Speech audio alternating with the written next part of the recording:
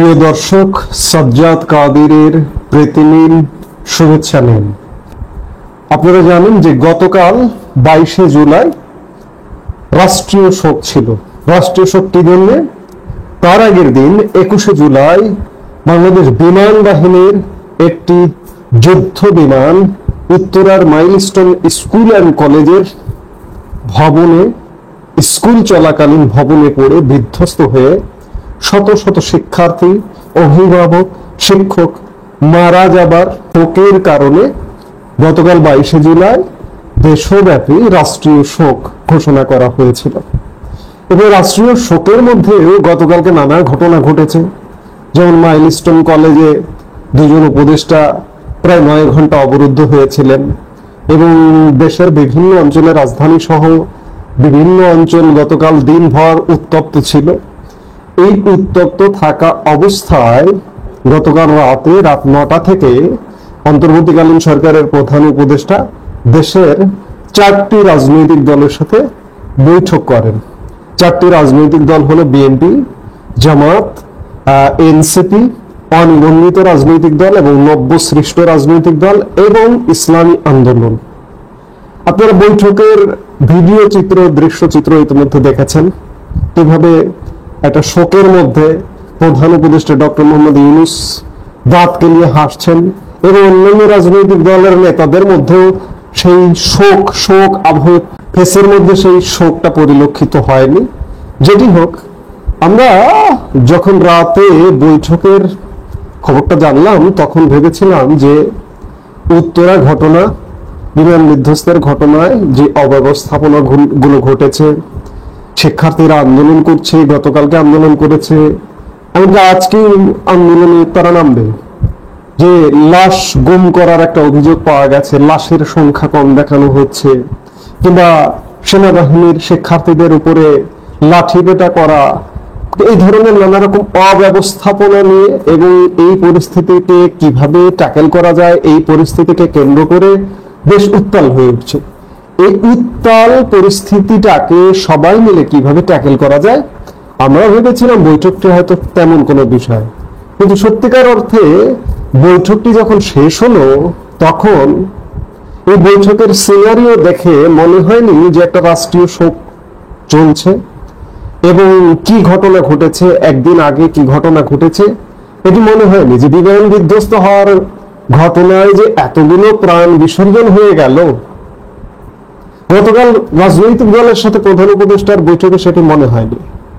মনে হয়েছে যেন একটা রুটিন বৈঠক, একটা নিয়মিত বৈঠক, রাজনৈতিক দলগুলোর যাতে ঐক্য থাকে। বৈঠকে এমন আলোচনাও হয়েছে, শোক প্রকাশ করা হয়েছে ঠিক আছে, কিন্তু বৈঠকে এমন আলোচনাও হয়েছে যে আপনারা একজন আর একজনের বিরুদ্ধে বিষোদ্গার করেন কেন। রাজনৈতিক দলগুলো বলেছে যে আমরা কৌশলগত কারণে হয়তো একজন আরেকজনের বিরুদ্ধে কথা বলি, কিন্তু আমরা ঐক্যের প্রশ্নে এক আছি। কি ঐক্য? ফ্যাসিবাদের বিরুদ্ধে ঐক্যবদ্ধ লড়াই করতে এক আছে তারা। ফ্যাসিবাদ শুনতে শুনতে আমাদের গত একটা বছর কান ঝালাপালা যেমন হয়ে গেছে, ঠিক তেমনি ভাবে গত একটা বছর বাংলাদেশকে রসাতলে নামাতে দৃষ্টিসীমার বাইরে চলে গেছে। বাংলাদেশের অবস্থা এক ভয়ানক পরিণতির দিকে নামিয়ে দেওয়া হয়েছে, কিন্তু ফ্যাসিবাদ বিরোধী ঐক্যের শেষ হচ্ছে না। বৈঠক শেষে উপদেষ্টা আসিফ নজরুল রাজনৈতিক দলগুলোর ঐক্যের গান শুনিয়েছেন। তখন আমার মনে হয়েছিল যে আসিফ নজরুল এই বৈঠকের আগেই 9 ঘন্টা অবরুদ্ধ ছিলেন এবং গতকালকে একটা জানালা ভাষণ দিয়েছেন। জানালা ভাষণ শব্দমালাটা আমার কাছে বেশ হাস্যকর বা মজার লেগেছে, এই জন্য বললাম জানালা ভাষণ। কি একজন হয়তো এমনটা স্ট্যাটাস দিয়েছেন যে আসিফ নজরুল গতকালকে জানালা ভাষণ দিতে বাধ্য হয়েছেন। এই জানালা ভাষণ থেকে দেওয়া এবং 9 ঘন্টা অবরুদ্ধ থাকা থেকে তিনি সরাসরি উপদেষ্টা পরিষদের বৈঠকে গিয়ে বা রাজনৈতিক দলের সাথে উপদেষ্টা পরিষদের বৈঠকে অংশ নিয়েছেন। বৈঠকে অংশ নিয়ে বৈঠক থেকে বেরিয়ে তিনি সংবাদ সম্মেলনে বলেছেন যে রাজনৈতিক দলগুলো যে ঐক্যবদ্ধ আছে তা দৃশ্যমান করতে দলগুলোর প্রতি আহ্বান জানিয়েছেন প্রধান উপদেষ্টা ডক্টর মোহাম্মদ ইউনূস। অন্যদিকে দলগুলো জানায় সবাই আমরা ঐক্যবদ্ধ ভাবে বলেছি যে আমরা অবশ্যই সরকারের পাশে অতীতেও ছিলাম, এখনো আছি, সামনে ইনশাল্লাহ এই সরকারের পাশে থাকব। যেটি হোক, গতকালকের বৈঠকটি আসলে বিমান দুর্ঘটনা, শোক এবং বিমান দুর্ঘটনা পরিস্থিতিতে যে সিচুয়েশনের উদ্ভব হয়েছে সেই বিষয়গুলো আসলে খুব একটা গুরুত্ব পায়নি বলেই বৈঠকে মনে হচ্ছে। এতে করে এটি পরিষ্কার যে দায়িত্ব জ্ঞানহীন একটি সরকার গত 1 বছর যাবৎ দায়িত্ব জ্ঞানহীন কর্মকাণ্ড করছে। স্বাভাবিকভাবে সেই সরকার একটা দায়িত্ব জ্ঞানহীন বৈঠক করবে, সেটাই স্বাভাবিক। আমরা সেই গতকালকের বৈঠকে সেটাই দেখলাম যে উদ্ভূত পরিস্থিতি, দুর্ঘটনা পরবর্তী পরিস্থিতি সে গুরুত্ব পেল রাজনৈতিক দলগুলোর ঐক্যবদ্ধতা এবং ঐক্যবদ্ধভাবে সরকার যত অন্যায় করুক সরকারের পাশে থাকা। আজকে রাজনৈতিক দলগুলো এই অন্যায়কারী সরকারের পাশে আছে বা সমর্থন দিচ্ছে, তাহলে এই রাজনৈতিক দলগুলো যত অপকর্ম হচ্ছে, যত অনিষ্ট হচ্ছে, এর জন্য দায়ী থাকবে। আরেকটি কথা বলা খুব প্রয়োজন যে ফ্যাসিবাদ বিরোধী ঐক্য যতই করুন না কেন, অন্যায় করে অপকর্ম করে পৃথিবীর কেউ কিন্তু ছাড় পায়নি। আজকে এত বড় একটা ভয়ানক দুর্ঘটনা ঘটেছে, পৃথিবীর ইতিহাসে এমন ঘটনা নেই। তেমন দুর্ঘটনা পরবর্তী দুর্ঘটনা কিভাবে মোকাবেলা করবে সেসব আলোচনা না করে কিছু রাজনৈতিক দলের ঐক্য প্রতিষ্ঠা করছেন এই দুর্যোগ দুর্বিপাকে, এই সংকটে। এই রাজনৈতিক দলগুলোর চেহারাও বাংলাদেশের মানুষ চিনছে, বুঝতে পারছে, আর সরকারের চেহারা তো চিনে ফেলেছেই।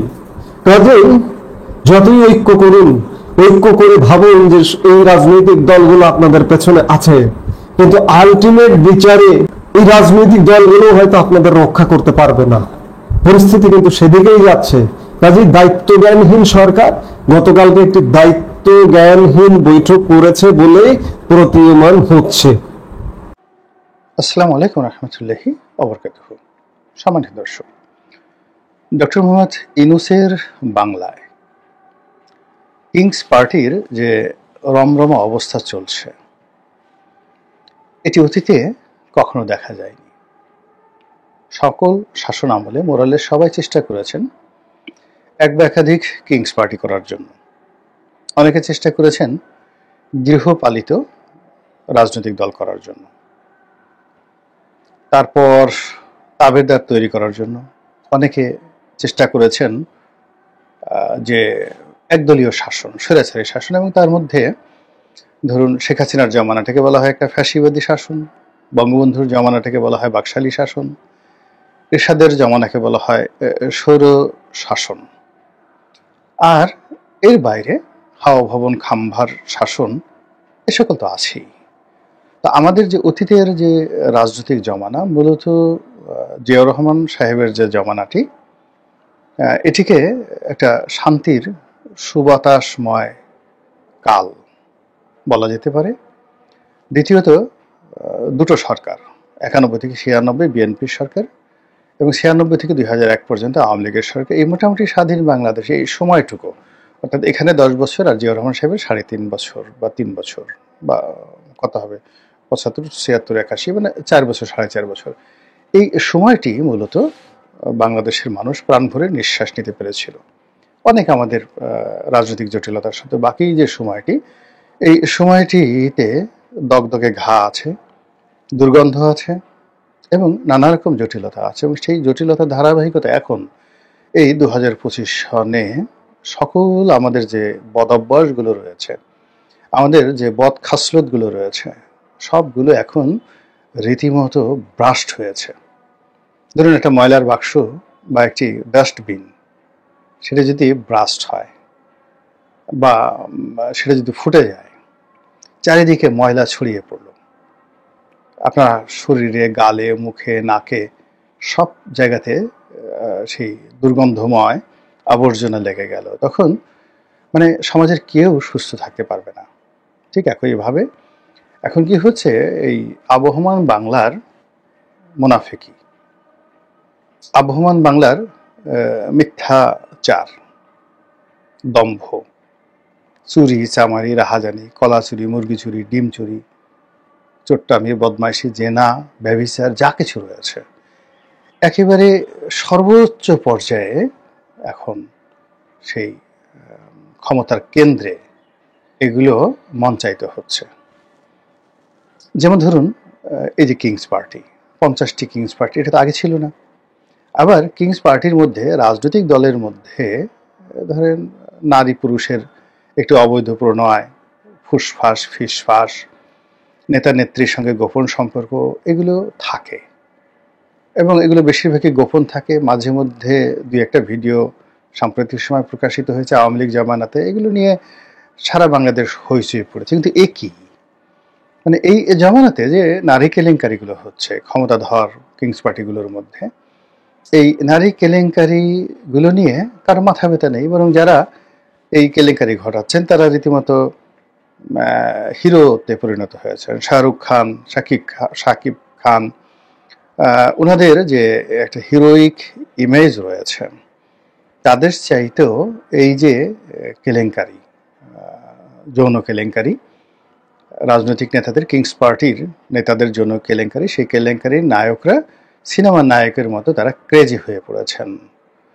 তারপরে যারা নায়িকা তারা একই অবস্থা, পরিমণির চাইতে, কিংবা জিনা তামান একটা সময় বলিউডে খুবই বিতর্কিত, আকর্ষণীয় এবং একই সঙ্গে অনেক কেলেঙ্কারির হোতা ছিলেন জিনা তামান। তো মমতা কুলকার্নি, তাদের ইমেজকেও ছাড়িয়ে যাচ্ছেন এখন অনেক এই যে নব্য কিংস পার্টি নারী নেত্রী। এরপর এদের যে দুর্নীতি, সেই দুর্নীতিও গিনেস বুকে রেকর্ড করেছে।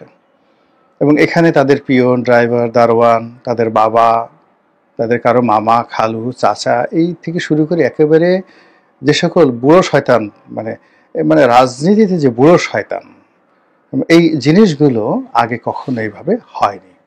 আপনি ধরেন একজন উপদেষ্টা, মানে মন্ত্রীপদ মর্যাদায়, তিনি বলতেছেন যে বুড়ো শয়তান বা বড় শয়তান, সরি এটা বুড়ো হবে না, বড় শয়তান তাদের উপর নিঃশ্বাস প্রশ্বাস ফেলছে, এরকম কথাবার্তা। তো যাই হোক, এখন এই যে শয়তান তো অনেক কাজ করে, বড় শয়তান বলেন, বুড়া শয়তান বলেন, তারা অনেক কাজ করে।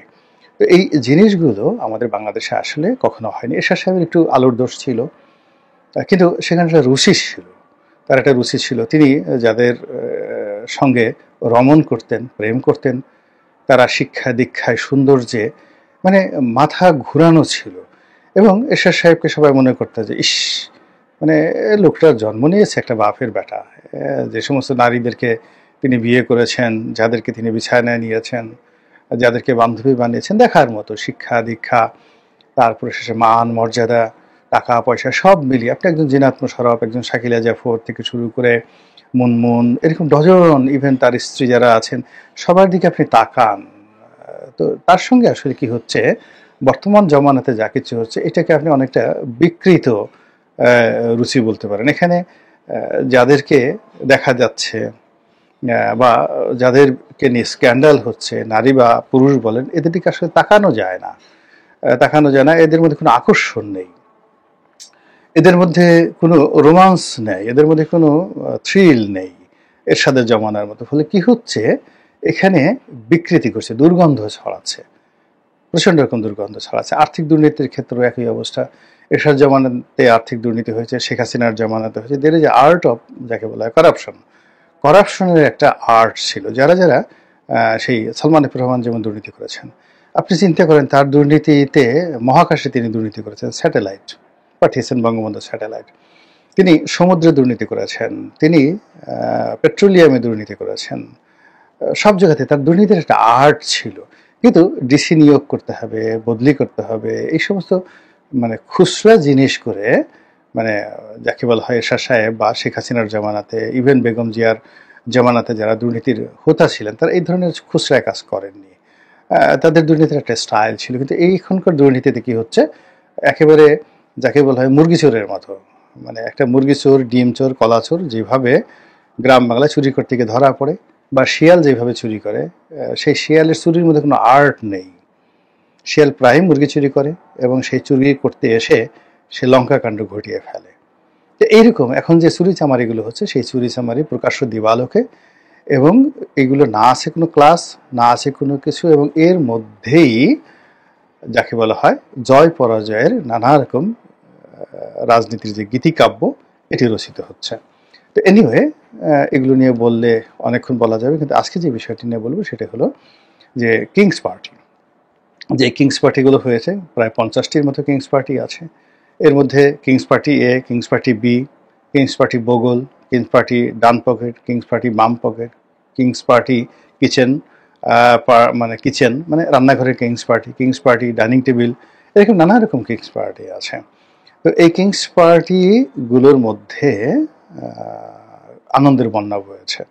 এই কারণে হলো সাম্প্রতিক সময়ে যে পলিটিক্সগুলো হচ্ছে রাজনীতিতে, সেটা নোংরা বলেন বা সুগন্ধযুক্ত বলেন, এই পলিটিক্স যে মনে হচ্ছে যারা এখন সরকারের কর্তা ব্যক্তি তারা যে লক্ষ্য এবং উদ্দেশ্য নিয়ে এগুচ্ছেন সেখানে তারা সফলতা অর্জন করছেন বলে কিংস পার্টি যারা লোকজন তারা মনে প্রাণে বিশ্বাস করছেন।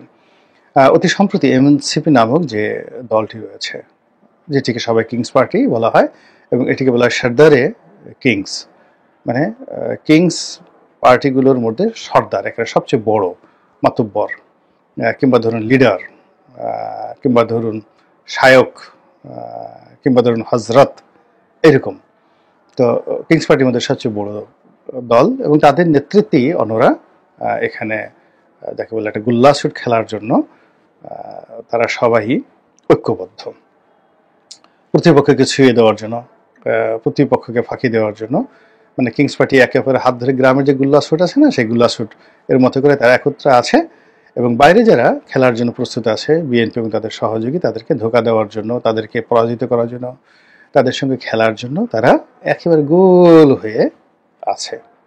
তারা সম্প্রতি খুব খুশি এই কারণে যে তারা গোপালগঞ্জ যেতে পেরেছে এবং গোপালগঞ্জ থেকে তারা সগৌরবে ফিরতে পেরেছে। কেউ কেউ অবশ্য ঠাট্টা করছে যে তোমরা তো সেখানে গিয়ে ওরকম জনগণ কে আকৃষ্ট করতে পারোনি, তোমাদের সমাবেশের স্থলে মারামারি হয়েছে, কাটাকাটি হয়েছে, তোমরা প্রাণ ভয়ে সেনাবাহিনীর গাড়ির মধ্যে তোমরা ঢুকেছো মাথা নিচু করে, এবং তোমরা যখন গাড়িতে ঢুকছিলা সেনার সদস্যরা তোমাদেরকে ধাক্কায় ধাক্কায় সেখানে ঢুকাচ্ছিল।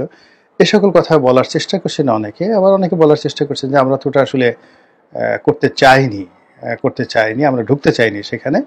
তো এনিওয়ে, কিন্তু তারা যেটা বলার চেষ্টা করছেন সেটা হলো যে যেখানে অতীতে কেউ যেতে পারেনি, জিয়াউর রহমান সাহেব যেতে পারেনি, তিনি সেখানে গিয়ে অনুষ্ঠান করে গোপালগঞ্জ গিয়ে আক্রমণের শিকার হেলিকপ্টারে করে নাকি পালিয়ে এসেছেন, এরকম কথা অনেকে বলার চেষ্টা করছেন। কিন্তু আমি আসলে এরকম ঘটনা কখনো শুনিনি জিয়াউর রহমান সাহেব সম্পর্কে। তিনি গোপালগঞ্জে বৈঠক করেছিলেন এবং তিনি তো সব জায়গাতেই হেলিকপ্টারে যেতেন এবং হেলিকপ্টারে আসতেন। এবং জিয়াউর রহমানের ওই আমলটিতে আমরা তো তখন একেবারে কিশোর, দুরন্ত কিশোর, ফলে জিয়াউর রহমানের সব অনেকগুলো অনুষ্ঠান ঢাকাতে, তারপর শেষে যাকে বলে আমাদের ফরিদপুরে অনেকগুলো অনুষ্ঠান দেখার সুযোগ হয়েছে। এরকম কোনো ঘটনা আমরা শুনিও নাই, দেখিও নি। তো এখন যারা কিংস পার্টির সমর্থক তারা বলার চেষ্টা করছেন যে যেখানে রাষ্ট্রের প্রেসিডেন্ট গোপালগঞ্জে ঢুকতে পারেননি সেখানে আমরা গোপালগঞ্জে ঢুকেছি, সেখানে গিয়ে মুজিববাদের কবর রচনা করেছি এবং সেখানে যাকে বলা হয় মনের ঝাল মিটিয়ে আওয়ামী লীগকে গালাগালি করে বাঘের বাচ্চার মতো আমরা দাঁড়িয়ে থেকেছি মঞ্চে। এবং আমরা যে কাজটি করেছি এটি অন্য কোনো রাজনৈতিক দল এটা করার সাহসই পাবে না।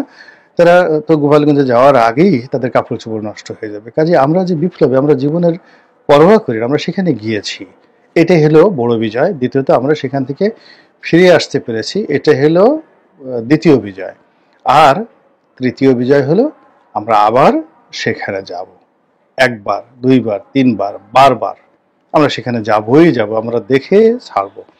এই যে তাদের যে দৃঢ়তা, এই যে তাদের যে জিদ এবং তাদের যে নেতৃত্বের গুণাবলী, তাদের যে সাহস, তাদের যে শক্তি, এই সব কিছু দেখে যারা কর্তা ব্যক্তি রয়েছেন তারা সত্যিকার থেকে খুব আনন্দিত যে না, পুরুষ হবে তো এরকমই হওয়া উচিত, শক্তি যদি কারো থাকে তো এরকম থাকা উচিত, কথার যদি ঝাঁজ কারো থাকে তো এরকমই থাকা উচিত, এদের দ্বারাই হবে, এরাই আবার দ্বিতীয় বিপ্লব দরকার হলে ঘটাবে, এরাই দরকার হলে রাষ্ট্রকে সংহতিতে আনার জন্য যুদ্ধ করবে, এরা প্রয়োজন পড়লে এই সরকারের ভ্যানগার্ড রূপে তারা সিনা এগিয়ে দিবে এবং তাদের এই বীরত্বকে অতিক্রম করে কোনো অপর শক্তি বর্তমান সরকারের একটা পশম স্পর্শ করতে পারবে না। এবং গোপালগঞ্জে তারা যে বীরত্ব দেখিয়ে এসেছেন, এই বীরত্বের ফলে কিংস পার্টিতে রীতিমতো, অর্থাৎ শুধু একটা না, দ্য ডাজনস অফ কিংস পার্টি, সেখানে রীতিমতো আনন্দের বন্যা বইছে। এখন সে আনন্দ কতটা দীর্ঘস্থায়ী হয় এবং সে আনন্দ কতটা প্লাবিত হয় পদ্মার এপারে ওপারে, এবং সে আনন্দ ধারা সারা বাংলার যে রাজনীতির ময়দান রয়েছে, সেই ময়দানে কতটা ছড়িয়ে পড়ে, সেটি এখন দেখার বিষয়। মহান আল্লাহ আমাদের সবাইকে হেদায়েত দান করুন এবং হেফাজত করুন। আসসালামু আলাইকুম ওয়া রাহমাতুল্লাহি ওয়া বারাকাতুহু।